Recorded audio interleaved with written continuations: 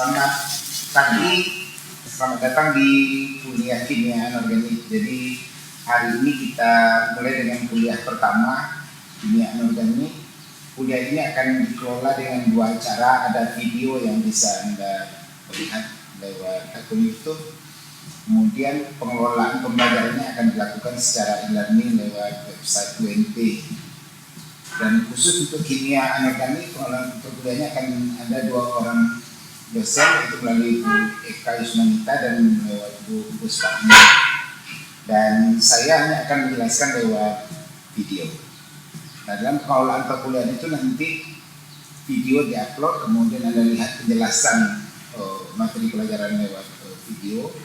Kemudian akan ada soal yang diberikan oleh Bu Eka atau persoalan yang akan diberikan oleh Bu Eka dan Bu Puspa ini.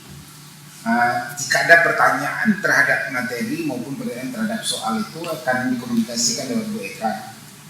Dan kalau diperlukan saya akan buat video edisi khusus untuk menjelaskan persoalan atau pertanyaan yang diajukan lewat website e-learning. Penjelasan silabus itu saya akan buat dalam bentuk skema seperti ini. Jadi buku yang akan kita pakai dalam perkuliahan ini adalah buku deskriptif inorganic chemistry karangan Georg Weinerkenhem dengan Tina Overton. Dan buku ini oleh Bu Eka nanti akan di-share dalam bentuk soft copy. Jadi materi pelajaran bisa langsung dilihat di bab-bab yang ditentukan dalam buku ini. Dan kemudian bab-bab yang sebelumnya yang dipelajari dalam kimia anorganik sebelum ini, yaitu SSA dan DRA juga ada dalam buku ini. Penjelasan oleh Anda dalam perkuliahan sebelum itu akan mendukung pada pembahasan dalam mata kuliah kita, yaitu kimia unsur. Jadi dalam melihat silabus itu, saya lebih cenderung mengambilkan silabus itu dalam bentuk ini, dalam bentuk skema. Jadi kalau kita lihat kimia anorganik itu secara keseluruhan, kimia anorganik itu cuma dia membahas masalah struktur dan kereaktifan materi anorganik. Nah, kalau kita lihat struktur dan kereaktifan itu, struktur itu sebenarnya sifat fisik. Jadi bagaimana bangun internal dari materi anorganik itu, sementara kereaktifan itu adalah sifat kimia. Jadi kalau orang tanya sebenarnya apa sih yang dibahas dalam kimia anorganik, ya fisika dan sifat kimia unsur. Dan mereka saling menjelaskan satu sama lain nanti, antara struktur dan kereaktifan itu saling menjelaskan. Jadi kalau kita kembali ke definisi sifat fisika itu apa sih sebenarnya? Sifat fisika itu adalah kompos yang kalau dia berubah sifat itu komposisi tak berubah. Seperti contoh titik didih misalnya, titik didih adalah sifat fisika. Jadi kalau titik didih itu berubah ya, misalnya kita buat titik didih itu dalam bentuk tekanan yang lebih tinggi kan jadi lebih tinggi titik didihnya, komposisi tidak berubah. Wujud misalnya adalah sifat fisika, 2O dalam bentuk cair dan 2O dalam bentuk padat. Itu kalau pada dia es, kalau cair dia air, kalau dia dalam bentuk gas kita sebut uap air. Dia tetap komposisinya, dia komposisi berubah. Sementara sifat kimia ini adalah reaktivitas materi. Jadi kalau dia misalnya berubah maka komposisi akan berubah. Nah, dalam pembahasan kita bukan apa itu sifat, kedua sifat itu, tetapi unsur-unsur atau materi kimia, materi anorganik itu memperlihatkan pola sifat. Dan baik pola sifat fisika maupun pola sifat kimia. Kedua pola itulah yang akan kita bahas, yang dibahas dalam anorganik. Jadi materi anorganik itu nanti kita bagi dua bagian besar, yaitu ada unsur, ada senyawa. Dan pola sifat itu akan dijelaskan dengan struktur. Misalnya ada sifat yang satu itu titik leleh, unsur itu makin ke bawah, makin dari Li, Na, K, Rb, Cs itu makin ke bawah, titik lelehnya makin rendah. Apa itu terjadi? Kita bisa jelaskan dengan struktur. Nanti akan kita tahu itu bahwa ternyata makin ke bawah itu titik lelehnya makin berkurang itu karena ikatan antara atom-atom golongan 1A itu atom sistemnya ketika membentuk kata logam itu makin ke bawah makin lemah. Berarti kita menjelaskan sifat fisika itu dengan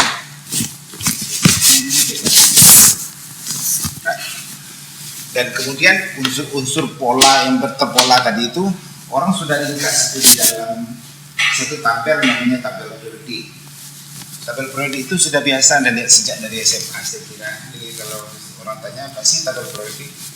Tabel priode itu ya sebuah tabel yang berisi unsur-unsur. Unsur itu disusun berdasarkan kenaikan maraton. Jadi unsur itu tersusun secara sistematis dalam tabel itu dari kiri ke kanan naik maraton. Kemudian samping itu juga dipertimbangkan kemiripan sifat kimianya, sehingga mungkin di SMA ada pernah jelaskan sebenarnya HE itu cocoknya kan di sebelah H, tapi kemudian kenapa ini diletakkan di sebelah kanan?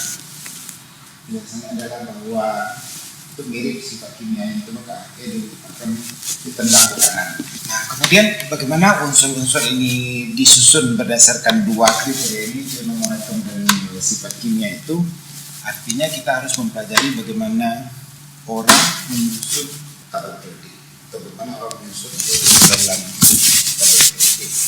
Dan untuk menjawab bagaimananya itu kita perlu membahas bagian pertama dari bulan ini, yaitu konfigurasi elektron. Ini adalah pemilihan pertama. Ini nanti akan menjawab bagaimana orang menyusun unsur-unsur dalam tabel periode. Kemudian dalam bagian kedua kita akan pelajari tabel periode itu seperti apa. Jadi cara menyusunnya ini kita akan deskripsikan. Ternyata tabel periode itu juga ada sejarahnya, dia berkembang sejak dari hukum Trier, kemudian ada hukum oktav, kemudian ada tabel periode Mendeleev, kemudian ada tabel periode yang kita pakai sekarang. Dan itu pun dua bentuk, ada yang bentuk pendek, ada yang bentuk panjang. Setelah itu kita akan pelajari masing-masing unsur dalam tabel periode itu dalam bentuk kelompok. Tapi sebelum kita pelajari detail per kelompok itu, kita pelajari pola umum sifat unsur-unsur dalam tabel periode itu. Pola umum itu akan kita pelajari dalam bentuk periodic trend. Jadi bagaimana unsur sifat fisika atau sifat kimia unsur itu berubah secara mirip dalam satu golongan, kemudian berubah secara gradual dalam satu periode. Kita akan pelajari di sini. Ini berarti yang nomor 3. Kemudian baru kita masuk pada pergolongan dari setiap golongan. Pertama saya akan membahas unsur golongan 1, itu logam alkali. Kemudian jadi unsur utama itu saya ambil aja satu golongan. Nanti mungkin kalau ada perluan dari mahasiswa, misalnya mahasiswa minta golongan lain yang dibahas, jadi kalau kita punya waktu kita akan bahas. Tapi saya akan bahas dulu yang batasi di golongan 1. Kemudian berarti golongan sebelah kanan saya ambil satu wakil golongan 14. Mungkin juga Anda akan tanya, kenapa sih ada nomor kolomnya di 1 jadi 14? Itu akan kita bahas di sini. Karena sistem penomoran sekarang yang kita pakai sekarang adalah sistem impact. Kemudian di pembahasan selanjutnya, pembahasan yang ke-6, saya akan membahas unsur transisi, tapi lebih titik beratkan pembahasannya pada sifat pembentukan kompleks dari unsur-unsur transisi. Di bagian terakhir kita akan bahas lantaran dan aktivitas secara umum dalam bentuk pola sifat. Nah, ya satu lagi, sifat kimia ini sebenarnya adalah yang kereaktifan tadi itu, karena dia berubah komposisi, maka juga terjadi perubahan struktur, perubahan sifat, perubahan energi. Maka kadang-kadang di dalam membahas sifat ini kita akan bahas ikatan kimia, kita akan bahas termodinamika anorganik, termodinamika secara umum. Kemudian ada kita perlukan redox, kita perlukan basa-basa. Jadi saya ingin tekankan apa yang Anda peroleh di 2 mata kuliah sebelumnya akan sangat diperlukan di sini. Dan kalaupun ada pengulangan nanti akan saya buat dalam minus saja. Karena bagaimana saya menjelaskan kecenderungan sifat dalam sebuah periode dalam dan saya kira itu silabus kita secara umum. Jadi ini akan kita bahas selama 1 semester, ada 7 pembahasan. Dan panjang pembahasan itu akan tergantung kedalaman dan luasan materi itu. Misalnya saya kira ini mungkin 1 kali pertemuan, mungkin habis ini saya akan bahas ini.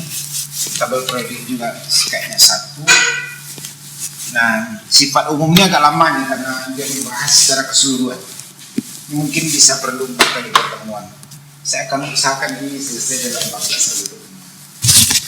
Dan nanti mohon sebelum mempelajari sejak bab ditonton videonya, kemudian komunikasikan semua persoalan dengan dua dosen yang tadi, dengan Bu Eka dan dengan Bu. Jadi di dalam mata kuliah itu kan ada tim dosen namanya, yang mungkin salah satunya saya, kemudian Bu Eka, atau satunya saya, kemudian Bu Weswan. Itu ada dosen lain saya juga belum. Saya kira sampai di situ saja. Terima kasih.